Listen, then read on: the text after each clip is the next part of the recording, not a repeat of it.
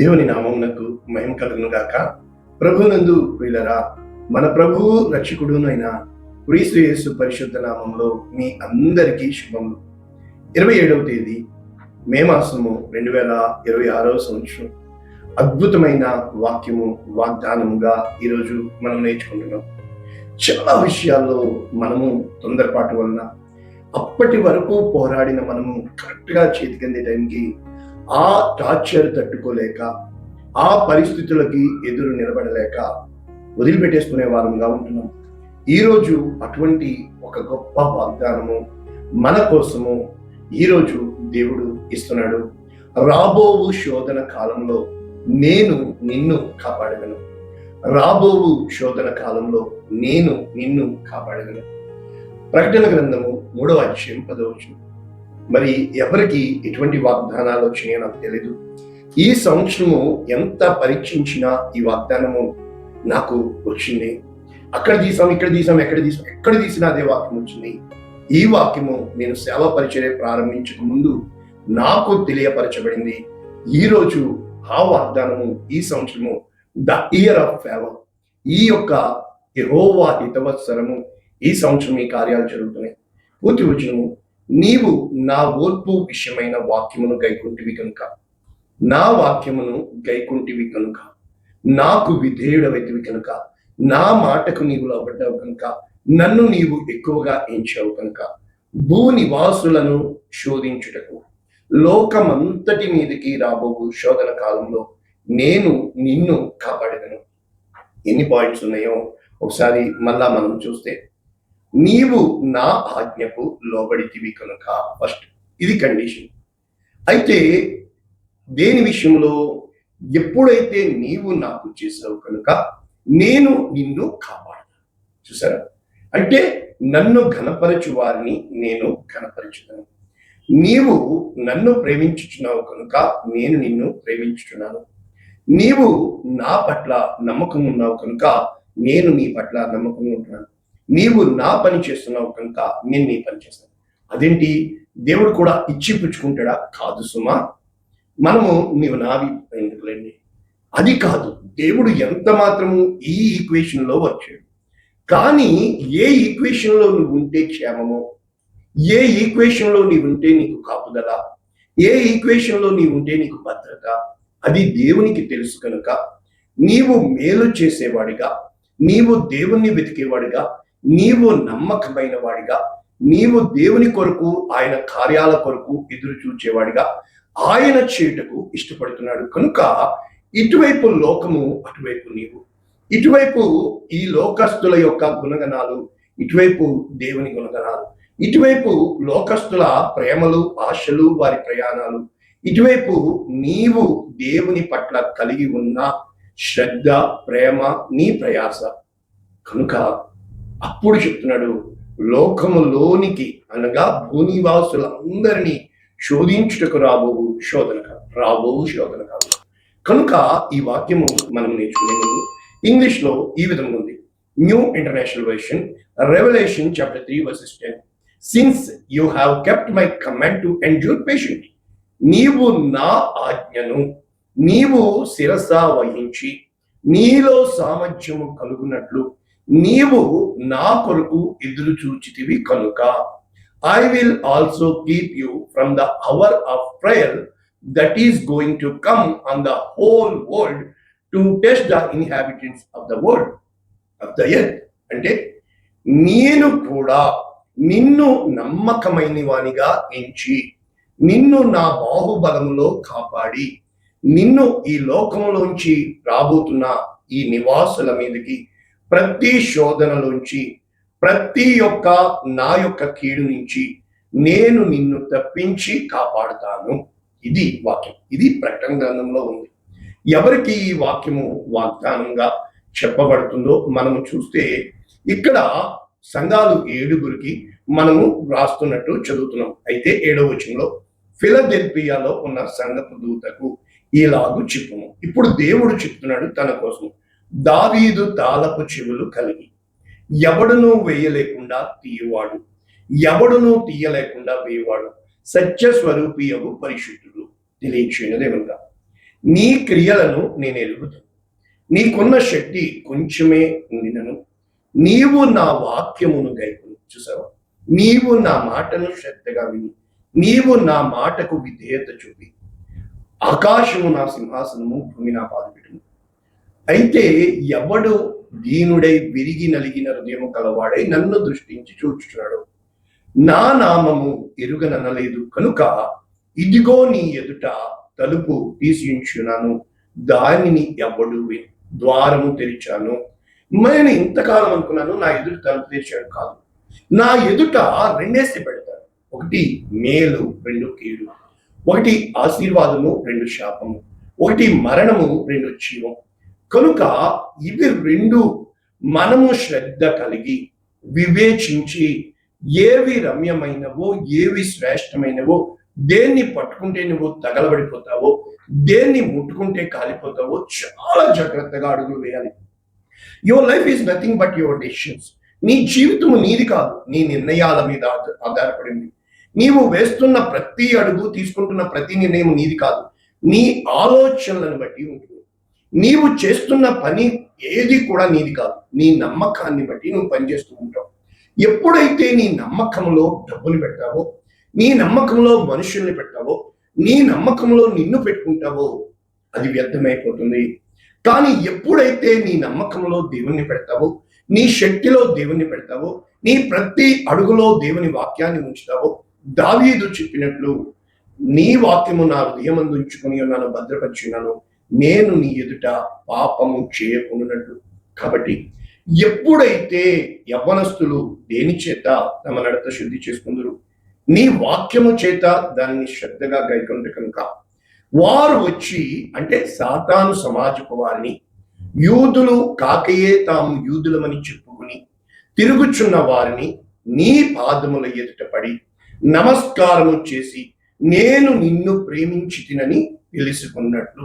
అంటే దేవుని ప్రేమ నీలో కార్యసాధనము కావాలి అని దేవుడు ఎదురు చూస్తూ అప్పుడు ఇవ్వబడుతున్న ఈ వాక్యము ఏమంటున్నాడు? స్పష్టంగా ఒకే ఒక్క మాటలో, నా విషయమై నీవు శ్రద్ధ కలిగి ఉన్నావు కనుక. అంటే దేవుని గూర్చిన అవగాహన, దేవునిని ఎరిగి ఉండుటయే జ్ఞాని తన జ్ఞానము చేత, ఐశ్వర్యవంతుడు తన ఐశ్వర్యము చేత, బలము గలవాడు శూరుడు తన శౌర్యము చేత, బలము చేత అతిశయించుకోడు. అతిశయించువాడు దేనిని బట్టి అతిశయించలనగా భూమి మీద కృప చూపుచు నీతి న్యాయములు జరిగించుచున్న దేవుడను నేనే అని నన్ను గ్రహించి నన్ను గూర్చిన experienced knowledge, the knowledge about me కలిగి ఉండడమే. అంటే దేవుణ్ణి ఎరిగి ఉండుటయే జ్ఞానం, దేవునిని ఎరిగి ఉండుటయే ప్రేమ, దేవునిని ఎరిగి ఉండుటయే నిత్య జీవం అని మనము ఎప్పుడైతే ఫిక్స్ అయిపోతామో, ఎటువంటి శోధన వచ్చినా కూడా ఆయన చెప్తున్నాడు, ఇదిగో నేను త్వరగా వచ్చుచున్నాను కనుక నీవు పట్టుకున్న దాన్ని గట్టిగా పట్టుకో, పట్టుదల కలిగి ఉండు. నిన్ను నా యొక్క మందిరములో ఒక స్తంభముగా ఇక ఎన్నడూ తీయవేయబడినట్లుగా నా దేవుని యొద్ద నుండి దిగి వచ్చుచున్న నూతన యెరూషలేము అను నీకు నేను కొత్త పేరు పెట్టుచున్నాను. కనుక ఇది ఇమ్మీడియట్ గా మనం నేర్చుకోవాల్సింది రోమియోలకు రాసిన పత్రిక 12:12. నిరీక్షణ గలవారై సంతోషం. అంటే నీవు దేని కోసము ఆశ పెట్టుకున్నావో దాని కోరు సంతోషముగా నీవు ఎదురు చూడాలి. రెండవది, శ్రమ యందు ఖచ్చితంగా నువ్వు దానికోసం ప్రయాసపడాలి, శ్రమ పడాలి. శ్రమ పడకుండా నీకేది ఉచితముగా రాదు. ఆశీర్వాదము నీవు ఖచ్చితంగా వెల చెల్లించాలి.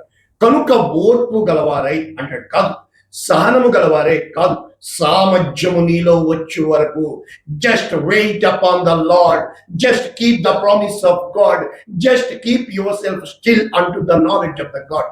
నిన్ను నీవు ఓరకనే, ఎంత మాత్రము ఉరుకులెత్తుతున్న నీ మనసును ఓరేగించు కాకుండా ధైర్యముతో, నమ్మకముతో, ఊరికి ఎరిగింపుగా దేవుడు నిన్ను చేసే వరకు నీవు ఎదురు చూసి ప్రార్థన యందు పట్టుదల కలిగి ఉంది.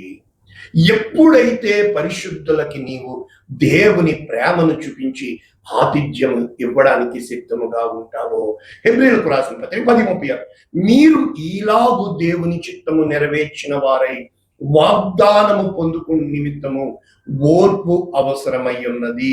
కనుక ఆలస్యము చేయక వస్తానన్నవాడు ఖచ్చితముగా వస్తాడు, కానీ ఆయన ఎదుట విశ్వాసము వలన నీతిమంతునిగా నీవు నేను ఎంచబడుతున్నాము.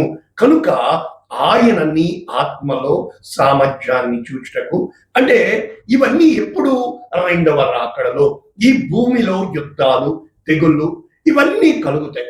అంతము వరకు సహించిన వాడు, అంటే ఎప్పుడైతే నీవు ఆ యొక్క పూనుకొనిన కార్యము అది నీ జీవితంలో సాక్ష్యముగా కలిగేంత వరకు, నీవు ప్రారంభించటంలో ఉన్న ఆవేశము దాని ముగించు వరకు పట్టుకున్న దాన్ని నీవు బలముగా, దేవుడు నన్ను తోడై ఉన్నాడు, దేవుడు నన్ను కాపాడుతున్నాడు, ఈ కాడి ఆయన నా మీద మోపాడు, కనుక ఆయన నాకు తోడుగా ఉండి నాతో పార్ట్నర్గా, పాలి భాగస్థుడుగా, కనుక శోధన సహించువాడు.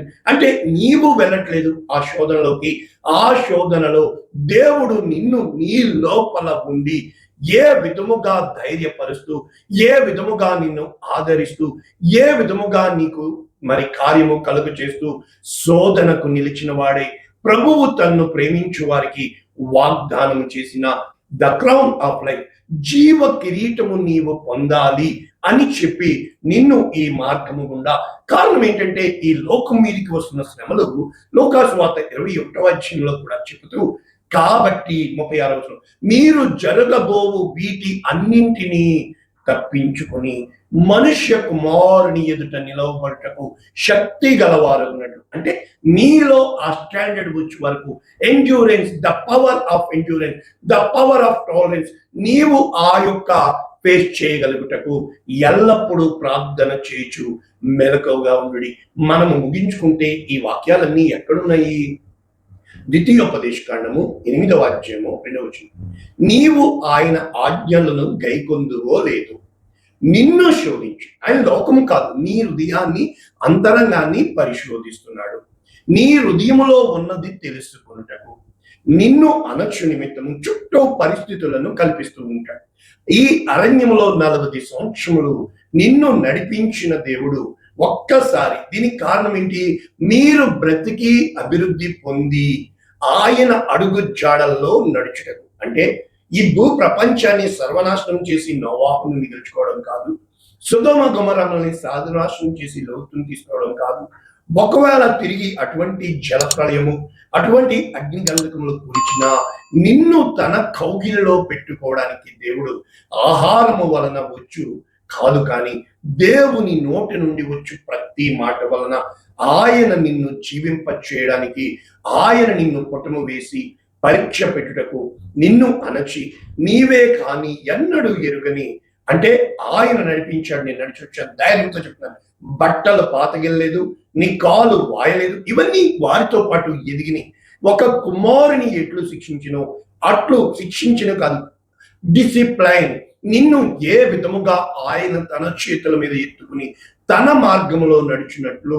కనుక ఎప్పుడైతే నీవు వెళుతున్న దేశము, అక్కడ ఏమేమి ఇవ్వబోతున్నాడు దేవుడు? మరి మంచి దేశములో, అంటే నీటి వాగులు, లోయలలో నుండి, కొండల నుండి పారు ఓటలు, అగాధ జలములు గల దేశము. కనుక గోధుమలు, యవలు, ద్రాక్ష చెట్లు, అంజూరపు చెట్లు, దానిమ్మ చెట్లు గల దేశము, ఒలీవ నూనె గల దేశము. కనుక కరువు అనుకొనకుండా నీవు ఆహారము తిను దేశము. కనుక నీకు ఏ లోపము రానివ్వకుండా ఇనుప రాళ్ళు కొండలలో నీవు రాగిని త్రియవచ్చును. కనుక నీవు తిని తృప్తి పొంది నీ దేవుణ్ణి స్తుతిస్తావా లేదా అని దేవుడు నిన్ను పరీక్షించుకొని, ఎప్పుడైతే నీకు ఇవి అన్నీ జరిగినా నీ హృదయము గర్వపడుతుందా అని దేవుడు పరిశోధించడానికి, అయితే ఈ సామర్థ్యము నాది కాదు అని నువ్వు ఒప్పుకోవడానికి దేవుడే నీకు సామర్థ్యము కలుగ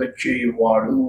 కనుక ప్రభునందు ప్రియులారా, మనము ముగించుకుంటే ఇర్మియా గ్రంథము 29వ అధ్యాయము మనకందరికీ తెలుసు. ఇక్కడ స్పష్టముగా నా నామమును బట్టి మీరు ఎప్పుడైతే ఎదురు చూస్తారో ఈ శుభవార్త, మిమ్మును గూర్చి పలికిన శుభవార్త, మిమ్మును గూర్చి నాకు ఉన్న ప్రణాళికలు రాబోవు కాలమందు మీకు నిరీక్షణ కలుగునట్లుగా సమాధానకరమైన ఉద్దేశములు ఎంత మాత్రము కూడా హానికరములు కాదు. కానీ నీవు ఎలా సిద్ధపడాలి? మొర్ర పెట్టాలి, ప్రార్థన చేయాలి, మనవులు చేస్తూ ఆయన్ని వెంబడించినప్పుడు, ఆయనను పూర్ణ హృదయముతో, పూర్ణ మనస్సుతో, పూర్ణ బలముతో వెతికినప్పుడు ఆయన మనకి కనపరచుకుని ప్రత్యక్షమై ఎక్కడెక్కడి నుంచి తోలివేశాడో, ఎక్కడ చెదరగొట్టాడో అన్నీ తిరిగి సమకూర్చి మనకి చేయబడిన వాగ్దానము నెరవేర్చుటకు శక్తి కలిగిన వాడు కనుక. అంటే మనము ఎందుకు సిద్ధపడుతున్నాం? The testing time. ఇప్పుడు ఎన్టీఏ, నేషనల్ టెస్టింగ్ ఏజెన్సీ, ఎప్పుడైతే నీట్ పేపర్ క్యాన్సిల్ చేశారో, కారణము అది లీక్ అయింది, కొన్ని రాష్ట్రాల్లోకి అది వెళ్ళిపోయింది. ఎంతో మంది కష్టపడి చదివి రాశారు, కానీ కొంతమంది అది ఒట్టి పుణ్యానికి ఆ ఎగ్జాము కొనుక్కొని 30,000 నుంచి 2 లక్షల వరకు పేపర్ కొనుక్కున్నారు. చూడండి, అంటే మనము ఏ విధముగా ఎగ్జామ్ కోసం సిద్ధపడ్డ అనేక మంది యవ్వనస్తులు, స్టూడెంట్స్, వారి శ్రమ వృధా అయిపోయింది కొంతమంది చేసిన కీడు వలన. కానీ నేను అది చెప్పట్లేదు. ఈ రోజున దేవుని యందు నీ ప్రయాసం వ్యర్థము కాదు. దేవుడు నీ హృదయములో ఆయన ఆలయము కట్టడానికి, కట్టబోవు మందిరము దాని కీర్తిని బట్టి, అందమును బట్టి సకల దేశములో ప్రసిద్ధి చెందినదై ఘనమైనదిగా ఉండాలి. అటువంటి కృపను దేవుడు నీకు నాకు అనుగ్రహించుగాక. పరిశుద్ధుడా, ప్రేమ కలిగిన తండ్రి, విత్తబడిన ఈ వాక్యము అనేక మందికి ఆశీర్వాదంగా, నీ కృపా సంపదకి, నీ కృపా దీవెనలకి రక్షణగా కారణంగా యేసు నామమున మాకు నీవు జీవ కిరీటం ఇస్తామని, శోధన నుండి తప్పిస్తామని యేసు నామమున దీవిస్తున్నాము తండ్రి. ఆమేన్. God bless you all. దేవుడు